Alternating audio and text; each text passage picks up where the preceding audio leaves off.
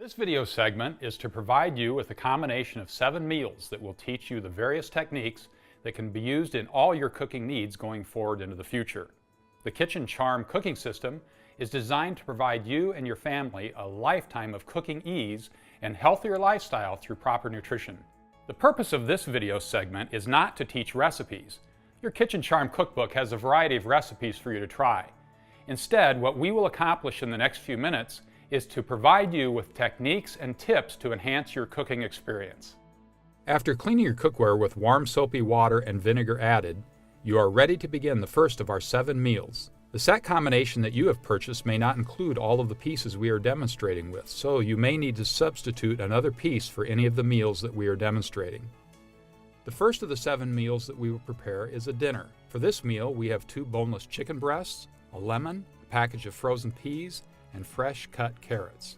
To fry any meat, including chicken, we will prepare for this demonstration by preheating the utensil on a little over medium heat setting and wait for a couple of minutes. When the pan has reached the proper cooking temperature, a drop of water on the cooking surface will scatter rather than evaporate. This is when you know the utensil has reached the proper cooking temperature for frying. Place the chicken in the skillet and press down to the surface to maximize the food's contact with the cookware. At first, the cookware will stick to the surface during the searing process, but after a couple of minutes, the chicken will begin to release. If you are cooking the legs, thighs, and other pieces of the chicken that you would prefer to have the golden brown on all sides, then turn those pieces to fry all around. In the case of the chicken breast, some people prefer not to turn the chicken, so we will prepare one in each way in this example. To enhance the flavor of the chicken breast a bit, we're going to squeeze some fresh lemon at this time. When searing the meat, do not cover the pan down completely over the skillet, as the food will need air to brown and sear. When the cover is fully in place, it forms a vapor seal that will baste the chicken instead of frying it. Let's start our vegetables. We have placed some freshly cut raw carrots in the 1-quart saucepan. To this, we are going to add some frozen peas.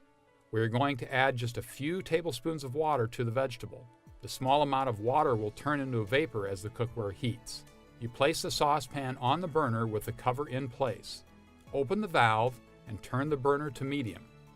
In a couple of minutes, the moisture will turn to a vapor when the cooking temperature is achieved and the whistle will begin to sound. When the whistle sounds, turn the heat to the lowest setting. Close the valve and allow an additional 10 minutes of cooking time.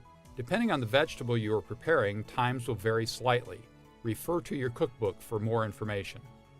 At this point, we will also close the cover over the chicken with the ready temp valve in the closed position and turn the heat to low.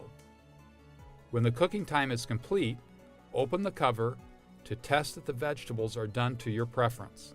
Notice the vibrant color of the vegetables is retained, and so are the nutrients. There you have it, your first meal in Kitchen Charm. For your second meal, we will prepare a few breakfast basics. To begin, we will preheat the 10-inch gourmet skillet on slightly over medium heat to prepare for frying sausage. When the water scatters on the surface, the pan has reached the proper searing temperature, and we place the sausage links in the pan with no fats or oils added. The meat will stick for a couple of minutes until it sears and releases.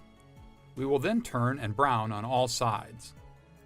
When the sausage is brown as desired, we can put the cover in place to finish the cooking process.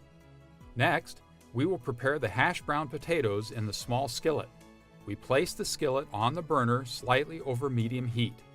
Since there are no natural oils in a potato, and if you want true hash brown flavor, you will need to add a couple of tablespoons of butter or margarine to the pan at this time. If you prefer no butter or margarine, you can add a few tablespoons of water to cook the potatoes fat-free. We are going to shred 1 large potato with the food cutter. When the butter in the pan begins to bubble and is slightly browned in color, it is time to place the shredded potato in the pan. Press it down to maximize the contact with the bottom of the pan. Then cover with the valve in the closed position. Allow the potato to cook without opening the cover for 5 to 7 minutes. As you can see, the sausages now have cooked very nicely. When frying foods such as eggs, liver, or various types of fish that have no natural oil, you will need to add a bit of nonstick spray or butter to cook. Simply preheat the skillet with the spray or butter already in the pan. When you see the butter begin to bubble or a spray start to lightly tan, add the eggs and set the burner to medium heat for either scrambled or sunny side up fried eggs. You could put a cover in place for a minute and it will solidify the top of the egg. If you want your egg over easy, as we will demonstrate in this example, you would slide the egg to the edge of the pan like this and give them a quick little flip. We will slide the eggs onto the plate with the sausage links. Now we'll finish off the breakfast by removing the hash browns, and there it is, your first breakfast in Kitchen Charm. Hamburgers are a lunchtime favorite, and nothing goes better with hamburgers than corn on the cob. Let's begin by starting the corn. Depending on the quantity of roasting ears you have, you may want to select the large Dutch oven, or in this case, we are only going to prepare a few, so we will start with the forecourt. We place the corn in the forecourt and add a few tablespoons of water to create the vapor. We place the pan on the burner and turn the heat slightly over medium with the valve in the open position. When we hear the whistle sound, we will know it's time to close the valve and turn the heat to the lowest possible setting. While we are waiting, let's preheat the large skillet for frying the hamburgers. Again, we start on slightly over medium heat with nothing in the pan while preheating. There's the whistle for the corn, so let's turn the burner to the lowest setting. Close the valve, and in about 10 to 15 minutes the corn will be done. When the skillet is at the proper temperature for beating the water, it's time to place the hamburgers on the cooking surface. The hamburger will stick a bit at the start, but as the searing process takes place, the meat will begin to loosen. To prevent splattering, place the cover ajar, but don't place it all the way down on the skillet as the vapor seal will prevent the air from getting inside and the meat will not brown and sear. After a couple of minutes, when the burger has released, we will turn and brown the other side. If you want to cook the burger more thoroughly, put the cover in place with the valve closed and reduce the heat to the lowest setting. Now let's have a look at those roasting ears. Notice the bright color has been retained, and so has the flavor. And there you have it. For a great lunchtime meal, roasting ears with juicy, delicious hamburgers. For dinner, we're going to show you how you can prepare foods typically thought to be reserved for oven cooking right on top of the stove. We have selected a roast in this case. It's a boneless chuck roast. You begin by placing the Dutch oven slightly over a medium-high heat to preheat for a couple of minutes. When the cooking surface is hot enough to scatter water, it's time to sear the meat. A couple of advantages to cooking a roast on top of the stove in Kitchen Charm is it cooks faster than it would in an oven at a rate of about 20 minutes per pound, and it will not heat your kitchen up the way an oven will. Also, you will not see any visual shrinkage of the meat as you do in a hot, dry oven that shrinks the roast. So you get more of what you paid for, and the finished roast will be moist and tender. While the roast is searing on one side, let's cut an onion on our food cutter. Once we have seared the roast, on both sides we will add the onion and a bit of sauce for flavor enhancement. At this time, if you want to have a little extra broth at the end of the cooking process, for gravy, then add a cup of water alongside the roast. Any vegetables that you would like to add can also be placed in at this time. In this example, we will add carrots and potatoes. Now we cover the Dutch oven with the dome cover. The dome cover not only provides you with extra capacity, it can also be used for stack cooking. See your cookbook for stack cooking details. Once you see a bit of moisture escaping from the cover's edge, it is time to reduce the heat to the lowest setting. The roast will be done in roughly 20 minutes per pound, but the longer you cook it, the more tender it will be. When the meal is complete, remove the roast and vegetables. Just look at that mouth-watering roast beef dinner. For those of you who enjoy pancakes or French toast for breakfast, we will show you how to cook them like a professional. For pancakes, prepare your favorite mix, and then spray the surface of the 10-inch gourmet pan with a little bit of cooking spray. If you prefer, you can add a little bit of butter or margarine instead of the spray. We are going to preheat on a slightly more than medium setting. When the spray begins to slightly tan, it's time to add the pancake mix. Once you see a firming of the mix in the pan, you will loosen the pancake for the flip. We will brown just a little bit on the other side and then slide it right out on the plate. You can continue to make as many pancakes as you desire without adding any additional spray. If it is French toast you prefer, mix a few eggs, milk, and a touch of salt. Preheat the large skillet at a temperature just slightly over medium with a little bit of margarine, butter, or non-stick cooking spray. We will use butter in this example. When the butter begins to bubble on the surface, dip the bread in the French toast mixture and place a couple of slices in the skillet. Brown for a minute and then flip. When the underside is browned as desired, remove and place the next slice in the pan. You will not need to add any additional butter to the pan for extra slices you prepare. We are also going to show you how to make hard-cooked eggs in the minimum moisture cooking method instead of boiling. Place the eggs in the smallest pan available to accommodate the number of eggs you want to prepare. In this case, we will use the 1.5 quart for just a few eggs. Add several tablespoons of water. Put the pan on the burner over medium heat with the cover on and the temp tone valve in the open position. In a couple of minutes, the whistle sounds.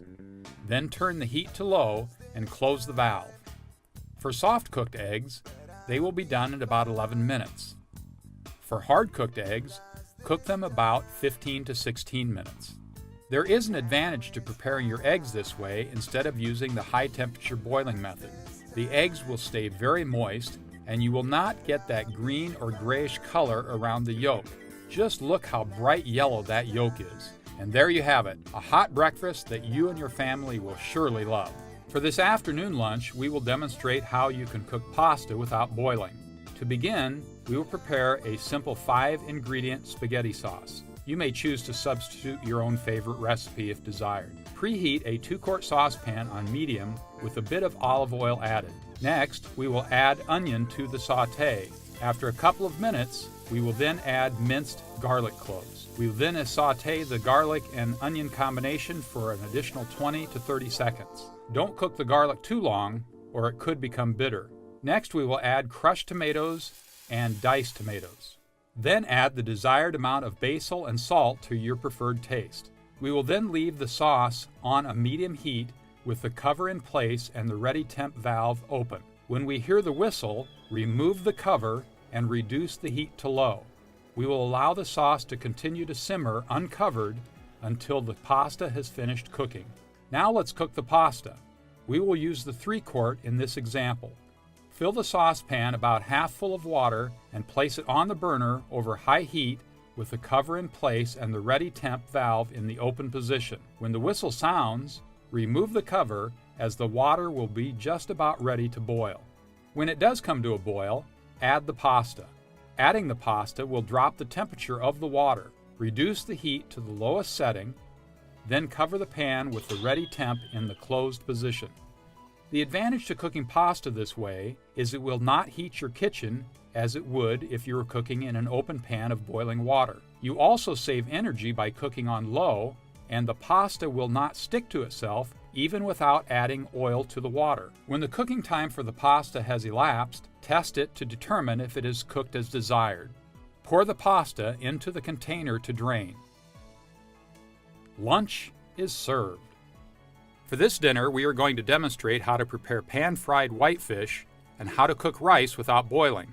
In addition, we will cook cabbage, a vegetable generally associated with a lingering smell. But with the minimum moisture method of cooking, the cabbage will not create any objectionable odor for your home. And when it's done, it will be very sweet to the taste, even without adding anything for flavor enhancement. Let's start with the rice. Take 2 cups of long-grain white rice and add it to the 1.5-quart saucepan. Put in the appropriate amount of water as called for in the instructions.